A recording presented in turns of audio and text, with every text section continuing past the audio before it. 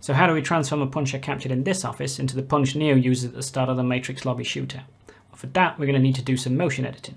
So what we need to do is use the Human IK or HIK control rig, animation layers, F-curves, ghost keys, pose controls, and even a display shader to exaggerate the animation to give our punch more speed and more impact. So what I'm going to do is, while I'm editing, I'm going to try and explain what I'm doing and why I'm doing it, so hopefully you'll be able to pick up a few tools and techniques you can use when you come to do your motion editing. So, come and join me on my motion editing train of thought.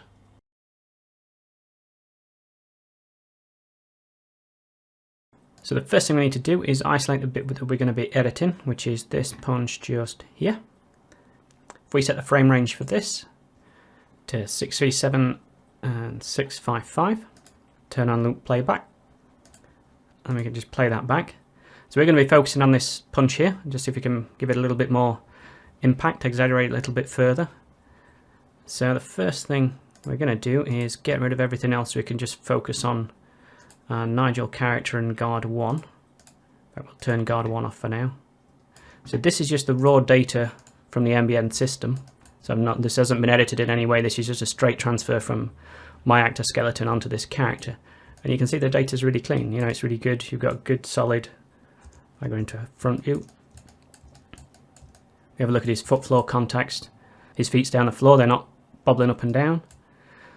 There's no sort of jitter or pops or weird flips or anything like that in the data.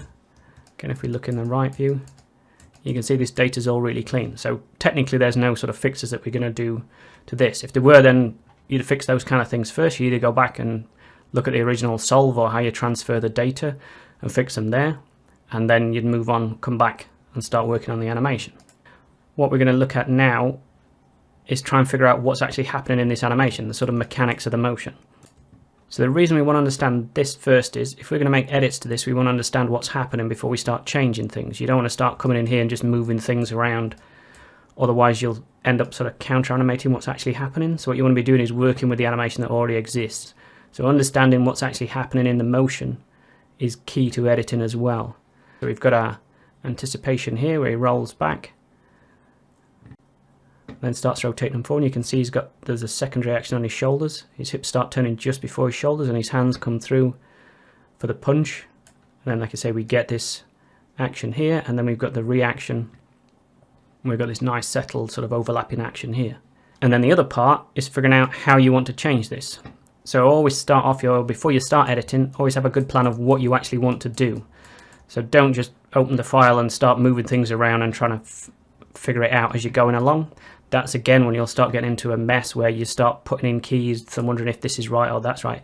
It's better to start with a clear idea of what you actually want to achieve from this, and then you can work towards that rather than just throwing in random keys and hoping you sort of find something. That's when things start getting muddled and you'll start losing the sort of original motion capture. So here what we want to do is we want to create more impact. So one way we can do that is we can take what's already here. So we can take the anticipation, the action and the reaction, and we're going to see if we can exaggerate this to make this bigger, to give this more impact when he actually does the punch. So the first thing we're going to do is figure out how we want this to control rig to move, because as you saw here, when I start moving this, because his hand's locked in place, that's not the behavior that we want. We also don't want everything to be moving at the same time. So like here in his chest, his head moves around. So what we can do is we can set this control rig up to work in different ways. Now this depends on how you want to work, what you want to do, what kind of action you're editing and things like that. So this is a guide for this file, and if you ask me again tomorrow, I could tell you a completely different way that I'd set it up, or I'd do it in a different way. It tends to be I start working and then see what works. Now I've already had a practice with this, I'm not going to lie, so I know roughly what settings I'm going to use, but it is a case of start animating, see what works. If it doesn't, then change some of the settings and find out something that works for you. So for this, I usually work in body parts mode, so that just means I'm only setting keys on a body part. It's like here you can see what's highlighted. If I select his arm, it's only going to set keys on his arm, and it's only going to move his arm. So even if I grab the IK on his hand and pull this, it doesn't pull the rest of his body. So I can't, if that's in full body, when I pull his arm out, it pulls the rest of his body, which can get quite annoying if you're trying to make small adjustments near the edge of the sort of reach of the arm, and then the body starts moving, it's going to break the keys on there. So that's one reason I work in body parts mode. The other one is it only sets keys on the body part that you've actually got selected. So rather than it randomly setting keys all over the body and then you've got to remember which body part's been keyed and what frame and why things aren't changing, it just makes it easier to manage. Again, like working in layers where I only work in one layer, it's just a lot less for me to remember. So I'll put it in body parts mode. I know I don't want pinning because I don't want this hand to stay fixed in space, so we can turn pinning off. So what changes do we want to make? So what I want is when I rotate this chest, I don't want the head to move because I'm figuring the head's probably going to be looking in the direction that I want it to be. So if we grab the head, if I say I want this to follow the IK blend for rotation, then when I rotate his body, you can see now I can rotate his body and his head stays looking in the same position. So that means now if I change something on the chest, I don't have to go back in and fix the head for it. The head's going to stay in the same place. So the next one I want to fix are these arms, because obviously if I'm moving these around, I don't want these arms to fix. I want a similar sort of behavior on the arms that I've got on the head. So let's just move that out. So we're going to grab the shoulders and we're going to do the same with those. So we're going to set these to IK blend R. Sometimes they do move like this, but if you move off the frame and move back, the IK and FK rig do stay synced together. I don't know why it moves like that, but it does. But if you move it off the frame and back in, then the hands come back to the correct position, and we can see if we turn it off, it now has no change. But now when I rotate the chest, you can see here the arms stay in the same rotation. So that means I can rotate this chest around and the arms are going to behave as though he's still attacking forward. And then the last one, we're going to get the same effect on the chest. So that means if I now rotate the hips, rather than his chest moving round, we're going to separate the behavior of his chest. So now I can rotate his hips and his chest stays in the same position. So this just isolates the motion on his hips, so I can position his hips and then position his chest. So now we've got our rig set up, we can start animating. So the first thing we're going to look at is this anticipation. So that's this section here where he draws his hand back before he starts moving forward. As we said before, his hips have a separate timing to his chest. If we look here, you can see his hips come down and then start to rotate forwards and his chest follow. So usually in most actions that you'll come across, the hips drive the rest of the body. So we want to use that same idea here. So we're going to start by animating these hips in this anticipation here. So if we say these hips start to change there, we just set a key for now. So we're not going to change anything, we're just leaving a mark. And then they come through and drive and then sort of stop around there. We can set a key there. So the reason I've set a keyframe here is just so that it locks this position that I've got here, so it won't change it. This is the original animation that we're using, so that when we make a change here, this stays in its original position. So now we're going to come back to our anticipation. So if we control Q in our perspective view, so what we're going to do is we're just going to add more twist to his hips. So we're going to rotate those round and make him come back further. Then we can set a key. Make sure we've got our animation layer turned on and we can set a key. So now if we turn that off, you can see that's his original position, that's his new position. So now we've just opened those hips out a little bit more. The other thing we could look at, if we look at it in the right view. So the idea is, for this bit, because he moves forward, what we want the animation to do is the opposite of that. So if we increase this, just need to go back and reset this rig. So there's obviously some animation on this control here. So if we come back onto the first frame, we can turn that off and just keyframe that. Make sure that stays off. Now we fix that, we can come back to our hips. So what we're going to do here is move this back, because we want to increase the anticipation so that when he goes forward, this forward momentum's bigger. So this is going to give it more impact and more speed, because obviously he's traveling a further distance but over the same number of frames, so you're creating more speed because speed is distance over time. So if we move him back, just try a little bit for now. So you can see now he comes back and then goes forwards. So if we just play that back, so that was the original, and that's our new layer. And then with this we can also go in, we could see how much we can increase this before it starts looking silly. So we can come down here into our F curves, we can grab the Z, zoom in on, so this is the key we've just made. So we've moved this back 5 units from where it originally was. So if we wanted, we could set this playing, and then we could see how far we can push this. So you could bring this down 10 our animation layer back on. You can see this is giving him more impact, and then you can, we could really keep pulling this, but as you see, there's a certain point where it starts to look funny, and he also ends up off balance here. So you could maybe, let's try 10. Because don't forget, at the moment as well, we're only looking at his hips, we've not adjusted this shoulder section. So although we've increased the distance that he travels and the twist on his hips, we've not actually changed his upper body, which is also going to help create that feeling of speed. So let's do his chest now. So what I'm doing here is I'm starting with the hips, which is the main sort of driving force for the action, and then I'm going to move down the body. So what I'm going to do is sort of follow the force down the body. So we're starting with the hips, and then we're going to go to the shoulders, then we come down to the arms, and then the head, and then down to the fingers. So you're starting sort of at the driving force, where the force begins, and then following it along the body and moving out as you start editing. So for this, we're going to look at his shoulders. So if we zoom in a little bit.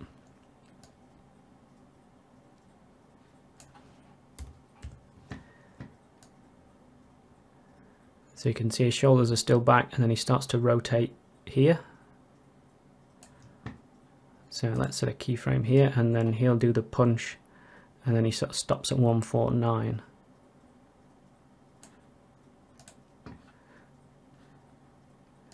So let's go back to our chest, and let's just see if we can tweak that in the same way as we did for the hips.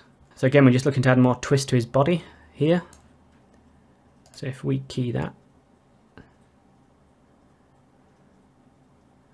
and then he comes around and does the punch here. So that's where he originally was, that's where he is now. So you can see we've increased the backwards momentum and also the twist in his chest. So now we've added a bit more anticipation to the chest. Next thing we're going to do is the hand that's doing the punching. So that's this one here. So if we look where he brings his hands back, and then they start to come forward again. So you sort of stop around here. So this is sort of the anticipation again on his hand before it changes direction, which is similar to his body. So what we're going to do here is look at dropping this shoulder. So we can turn off some of these skeletons. You can actually turn off what bits of the control rig are visible.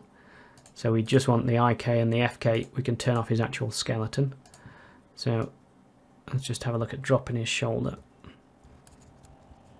Bring his shoulder down a little bit.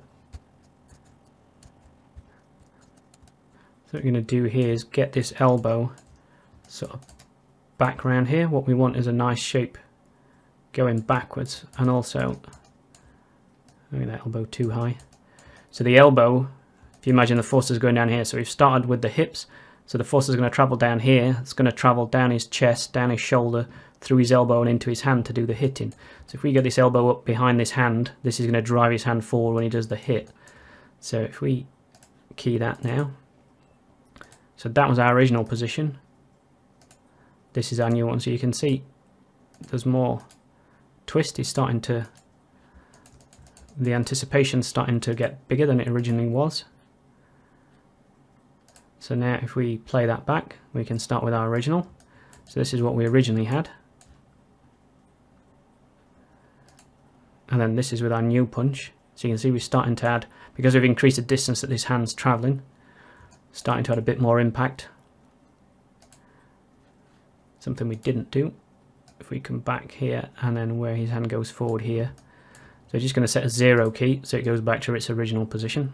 We'll exaggerate the action in a minute. So that was our original action. And then with our edit. And then once you start getting to this stage, it's worth having a look at it from different angles. So one trick you can do is look at it from the opposite side. So this is the same action but just from the opposite side. It just tricks your brain into thinking it's a new action. It gives you a different perspective on it, and it can help sometimes spot mistakes and see if things are working. So this is without the layer, and this is with our edits. So you can see we're starting to give it a bit more, there's a bit more power in there.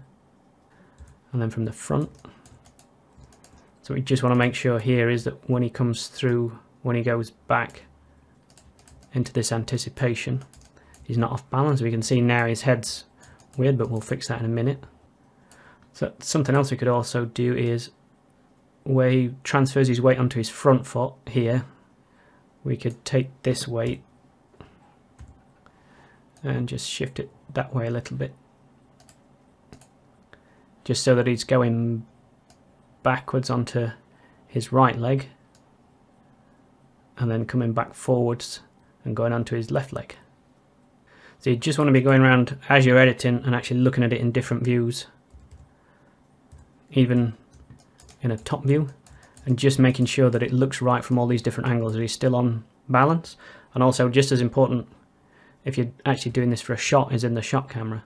So obviously if you're working in a game, it's got to look good from all angles, but for this we're actually only going to be concentrating on this shot camera, so we can get away with a little bit more. That's why I'm not particularly bothered about the feet at the moment. So here, if we just check it again, so this is our original motion capture, and then this is with the edits on top.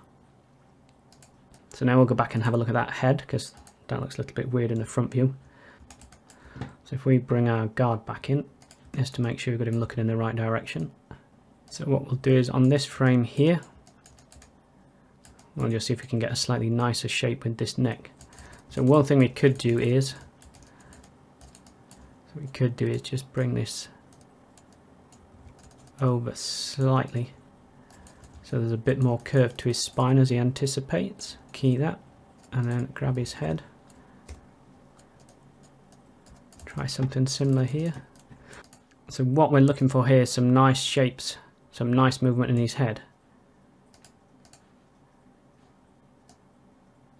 So if he's looking straight ahead in this first one, which is quite tricky to get with this because there is only one neck joint. Ideally you'd have a couple of neck joints, which will give you a better shape in his neck. So what you're looking at here as well is, if we just look at this in a side view, if we follow his head down, you see he's got a little bit more overlap on his head now as he brings his head back. And then we can create a reverse as his arm comes through here to the punch. So for now we'll just put that back to 0. And then again we can play that back, just see, make sure that's all still working. Look at it at half speed.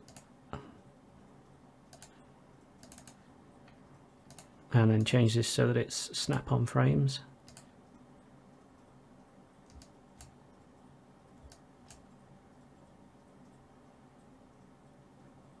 And then the last bit to look at is this opposite arm. So we'll come back to the same pose we've got here.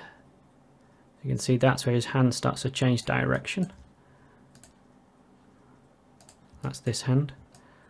So what we can do here, what he actually does, if we look at the plate here on our camera, what he's actually doing here is bring his arm up, extending his elbow, and then his hand's actually this way around. Maybe just put a little bit of a break in it that way so that we can see this hand coming around. So he's more like this. Go back to 1. So the other advantage of this is it gives us this nice straight here. Let's just check that against our guard. So we can actually bring this out, straighten this a little bit more so he's touching. So the advantage of this is it gives this nice sort of telegraph. We can see where he's looking, we can see this arm's out, and this arm's going to come back in, so it gives us a good sort of opposite pose as well. It also really nicely telegraphs what's going to happen next. You can see where he's going to hit him. It's almost saying, this is where I'm going to smack you in a moment. So if we just key that arm there, and we watch that back. And then in our side view, so the other thing we need to do with the arm is on this 149, we'll just zero that back out for now.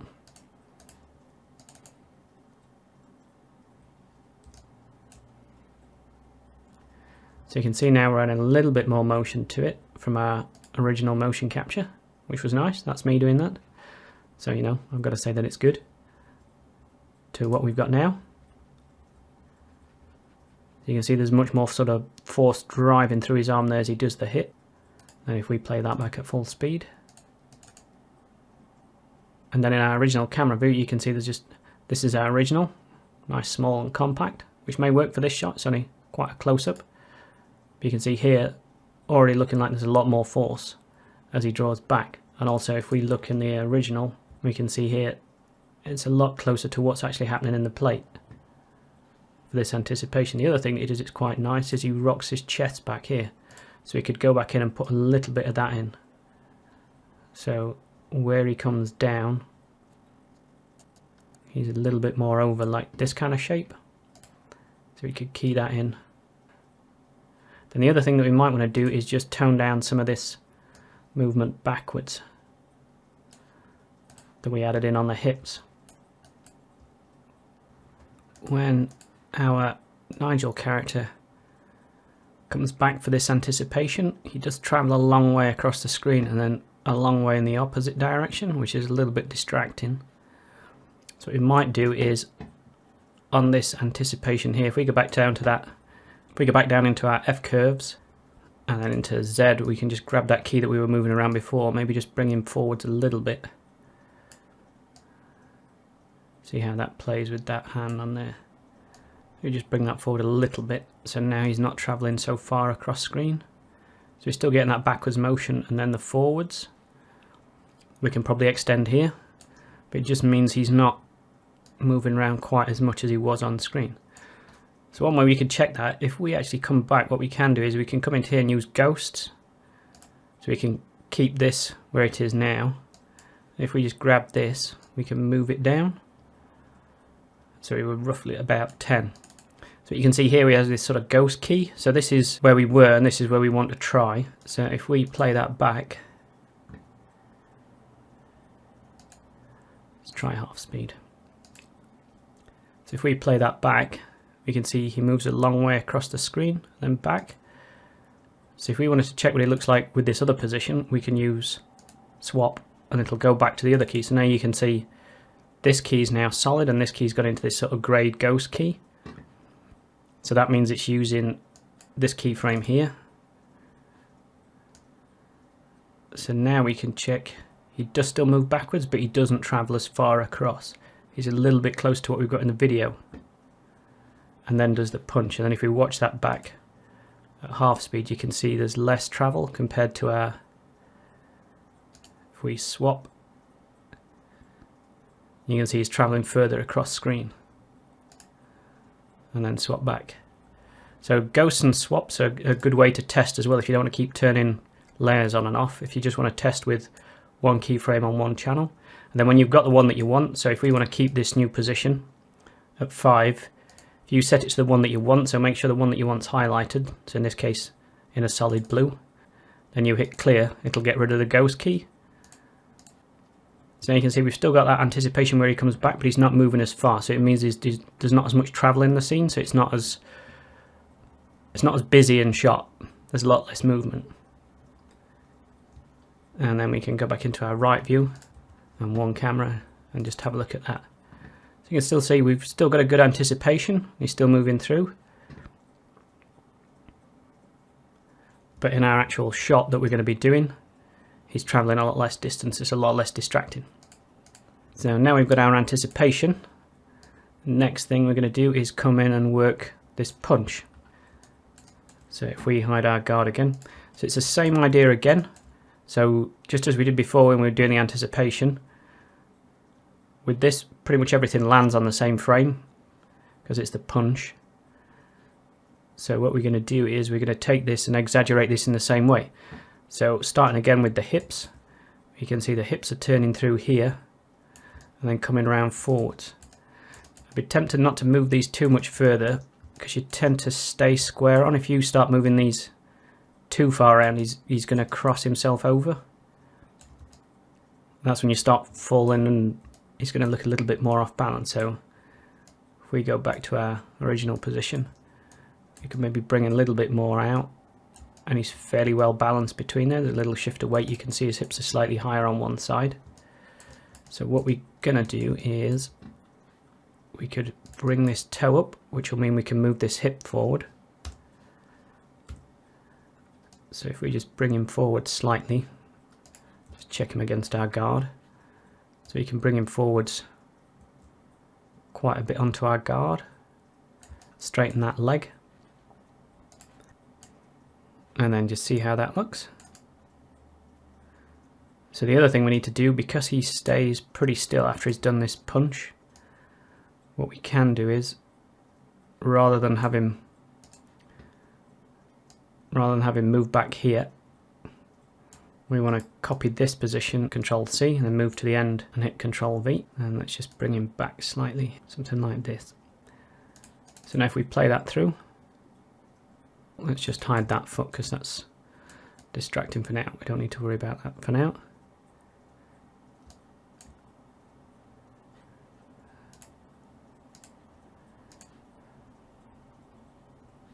So you can see, compared to our original, it's a little bit smaller action.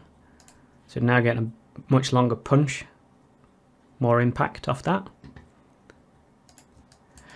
So the next thing we can do is look at changing this chest. So again, same as before, whereas when he rotates backwards, we looked at changing this shape to make this more.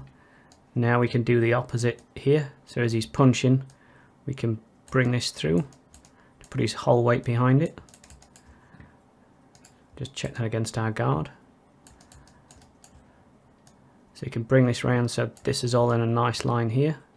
And you can see with this shadow we're getting off here, you're getting this nice line of action. We'll fix his arm up into that, but you can see through his body, you're getting this nice line of action through his body now. So we can key his chest there. So that was his original punching pose. So you can see we've come around a little bit further. See how far we can push that. So you can see we've twisted him forwards. And then we can just have a look at that. Compared to our old one. So now we've made him travel further by exaggerating the anticipation and the action. You can see it's giving him a lot more force. The other thing we need to do is copy this from here, so we can just select the key here and hit Control C and then move to the end and hit Control V, so that we keep that same steadiness when he punches. And then again we can go up to his arm. So at this point here we're going to look at giving him a straight arm. So we'll start with the shoulder. We can bring that around a little bit more. Straighten his arm out. If we have a look in the right view, it's going to lift his shoulder up a little bit. And hide our guard just so we can see this silhouette a little bit better. And key that. And then just because we're now going into the guard and looking at this, he looks a little bit off balance as well. We might just take this set of keys where we moved him forward, just bring him back slightly, and then we can key that arm.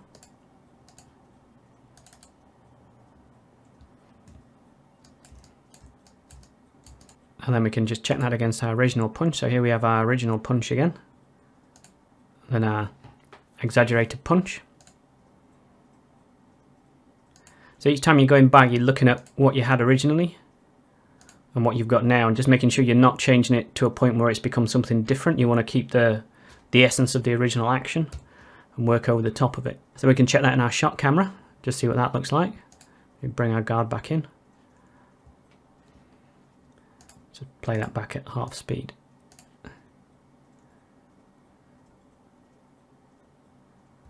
And then if we look at that against our video reference,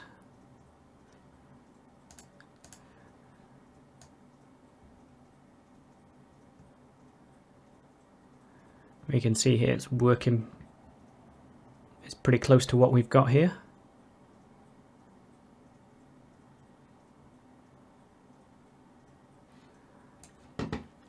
So then looking at that, we can just fix this head up. So at this start, he's looking at the guard. And then here's looking a little bit round. Again, just set his head off axis rather than having it straight up. It's quite difficult to get your head in. Gives a slightly better angle. Uses this curve that his body's got coming around this way to set his head against.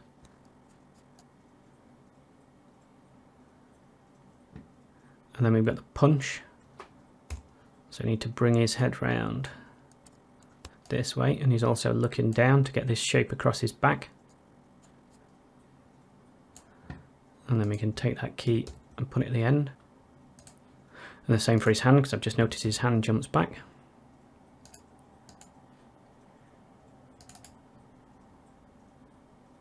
And the last thing we need to fix is this left hand. Come in here and get a slightly nicer pose out of this. So I guess if he brings his hand up somewhere around here, bring his hand in slightly, and then let's make sure his hand stays in that position. We'll just pin that with W, and then we can move his elbow out a little bit. Let me drop his shoulder slightly. Something a little bit more like that. Then we can key there. And we're just going to copy that and put that over this end frame.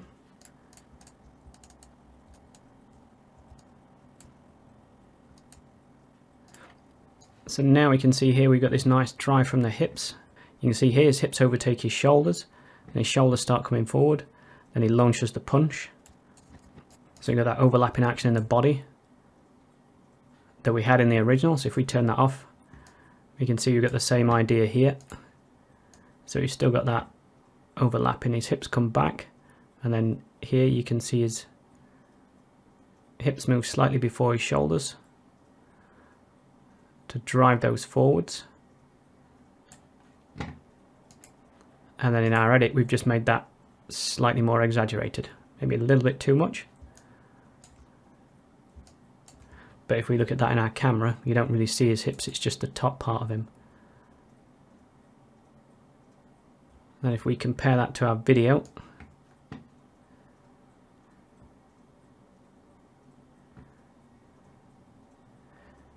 so the only other thing I might do actually looking at this is that far hand's quite distracting where it is, just clipping around his nose here. So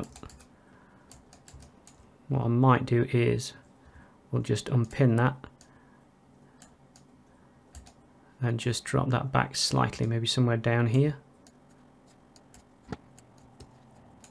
And we'll copy and paste that. So now if we look in our camera, it's not actually in shot, but we see it draw back as his hand comes through. So that's less distracting than where we had it before. It was starting to appear on his nose and his face. I'll spoil this sort of silhouette here.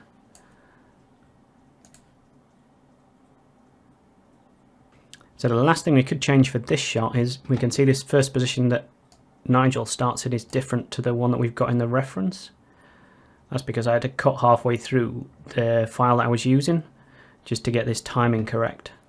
So what we could do is get more of this pose.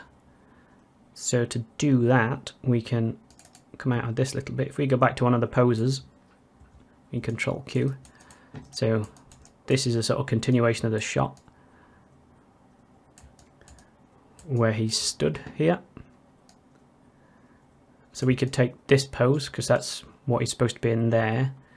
We can come down here into poses, just expand that out, and we're going to get Nigel. We're going to create a pose. We can double click and zoom back in on our timeline, go to the first frame, and then we can paste this pose over the pose that we've got here. So to do that, we're going to go into full body mode because we want to paste it on the entire body. And then we need to decide how we want to align this pose with the current position the character's in. So down here you can tell it to match translation, rotation, and then the gravity or the height. So the first thing we're going to do is match translation. So we want to match the position that the character is currently in. We want to match it in X and Z. So we can leave that turned on, but we don't want this rotation. What we want is a rotation in the pose Because if I paste this now, you can see it's going to match his rotation that he's in at the moment on his hips, which means he's facing in the wrong direction. So if you move back out, go back to our original position. So what we want to do is turn that off. So if we double click that, it applies the pose and aligns his hips, but it doesn't match the rotation. So now he's facing in the right direction.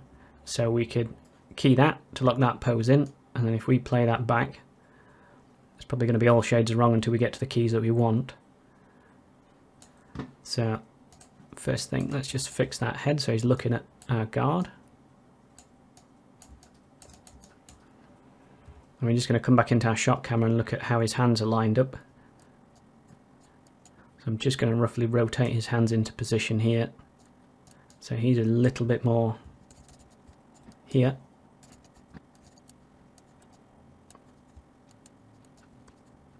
So you can set a key on that, and then if you go into our perspective view, we can just see how that plays out. So you can see it breaks our positions with the arms because we don't have any keys on those, so we need to go in and fix that. So if we go back into body parts mode and select our arm, so what we want to do is at this point, we know his hand's in the right position. So if we zero this position, that puts him sort of where he is on there. We just move this out so it's a little bit more as though his hands have opened up. And then we can do the same on the other side. So I'm going to use 0 key, but it's worked for this front hand. So I use 0 key on the front hand, which sort of works, but you can see on this back one it doesn't, because his hand goes up and then comes back out.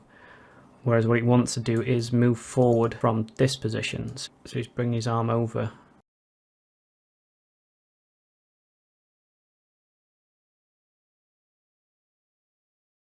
As you can see here, I've moved this away from the 0 key because that puts it back here, which isn't where we want it. It doesn't follow this action. It creates this weird sort of mid pose up here. But if I set it back over here, you can see as he turns what's actually happening. Let's move our guard. If we watch his left arm, what he's doing is he's rolling his shoulder over and his arm and bringing it round and then pushing it forward. So you could maybe just bring that out a little bit.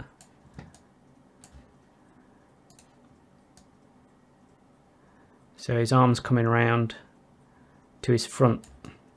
So he's basically keeping this shape here, but as his chest rolls round, and then he opens his arm out into this straight position, and then goes into the punch. So then we can have a look at our other arm and just figure out what's happening here. So that probably comes in a little bit too close, so we can bring that out a little bit. Because what he's doing here is going from this wide position and he's bringing his hand across, so when he ends in this position here, he's brought his hand back. So what we want to do is, as he turns here, he's going to bring his elbow up. So you can see here, as he comes around, he's bringing his elbow up and rotating his... So he's bringing his elbow up like that and rotating his arm over into position to draw it back. So we want to try and match that same sort of move here, which is what we're getting here. So now when we look at that in our camera view, we have a similar position here between Nigel and our video reference. Then they bring the hands forward. And you see his arm disappears back and then comes forward for the punch.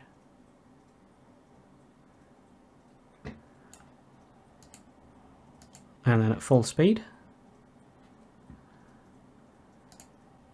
And again, just compare the two punches.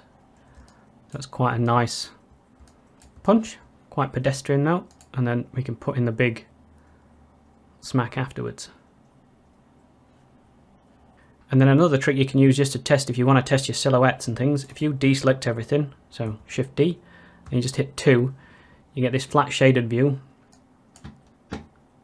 Or you can come up here and go into Model Display Flat. So now you only see this sort of cutout effect, very Frank Miller, and then we can see now, if you can tell what's happening here, you can see he starts here, you've got a nice straight shape, and he comes back. You can see here you've got this nice shape coming through the body here, and then this arm coming out, telegraphing where it's going to be. This head, you can see, is looking this way, and then he does the punch. You can watch the weight transfer through.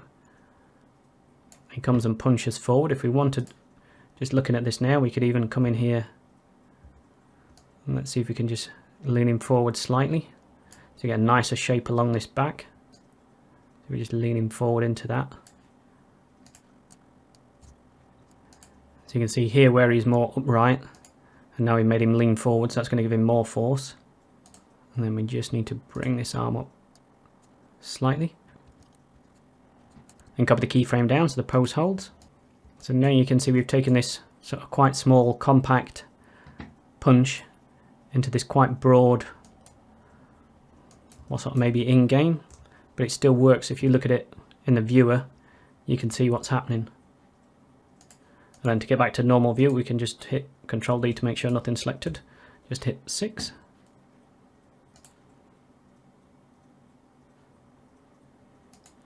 And then the last thing we can do is just add in some finger animation so that his fingers match for this. So these will be the last things I do, because everything else needs to work before you start worrying about whether the fingers are in the correct position or not. So for this, we can just start off with this first pose. So if we go back to our video reference, he's holding the jacket.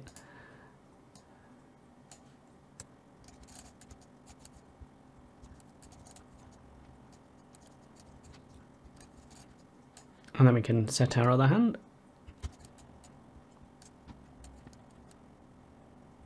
So at this point we'll give him a slightly more relaxed hand pose on this one.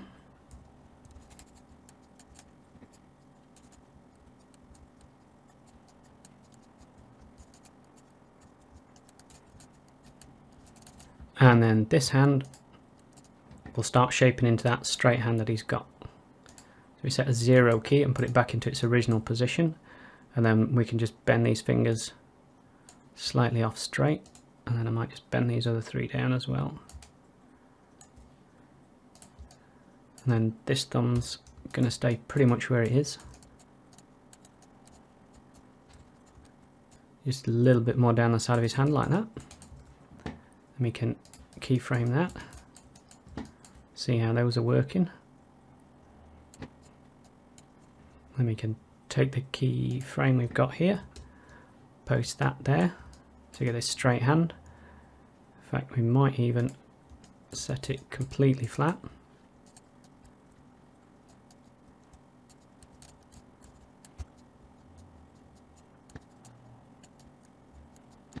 And then we can take our flat hand shape from before and use that at the end, just to give it a little bit of a relax.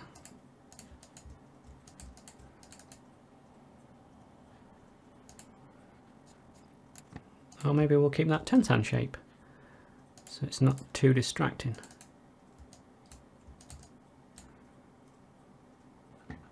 So now we'll just check that in camera view again. And we can compare it to our original image. If we go half speed.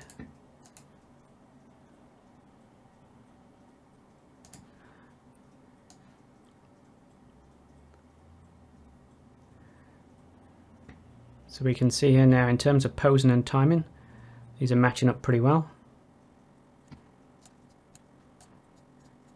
Can just change his hand to try and match that a little bit more. It's a little bit more flat palm there. Maybe a little bit over. And we can key that, and this time we can take that from our end frame and copy it and paste it in this new position.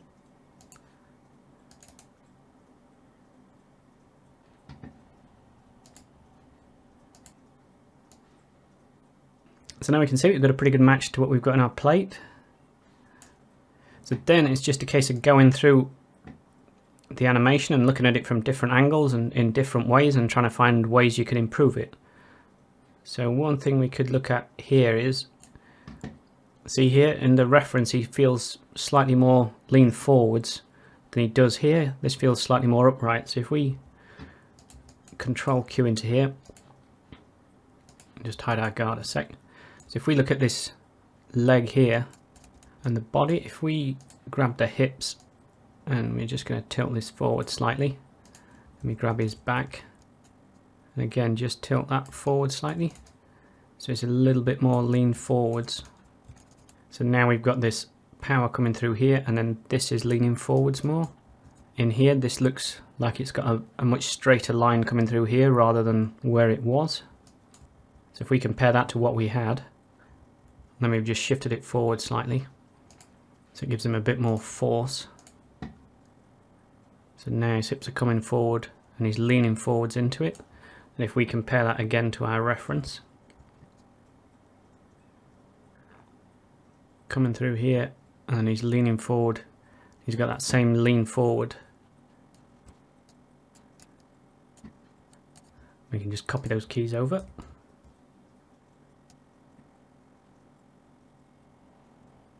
One other thing we might look at is putting in sort of a breakdown. This mid pass impose here feels a little bit weak. Everything's gone a little bit muddled. His head feels a little bit off. He's losing a lot of power between this. This feels quite, these poses feel strong. But this pass impose here feels a little bit weaker. So what we could do is just add a little bit more. So it could come into his chest. We could add a little bit more drag into his body. So you get that nice snap. So he's coming from back here, travelling forward, and you get a nice snap at the end. So you're just pushing this a little bit further away. So this last bit's got a nice snap to it. And then for the head, we could bring his head back a little bit as well, just so there's a little bit more drag on his head. At the moment, it feels like he's leading with his head. So if we just grab his head, we could push that back a little bit more. We just round his chest out, push his head back, and key that. So his eye line's staying the same now. So we've just given him a little bit more drag on the shoulder. If we delete that, those two keys that we've just set, you can see he's a little bit further forward, it's a little bit weaker. But with those back in, it just pushes him upright a little bit more. So, and then for the hand, what we can do is the same kind of thing. What we're going to do is move it closer to this anticipation position. So it gives us a bigger gap to our action. So that should hopefully speed this impact across here, give this more force. So you'll have all the shoulders and everything coming through and then pushing this hand through, and then the hand's going to be the last thing to arrive there.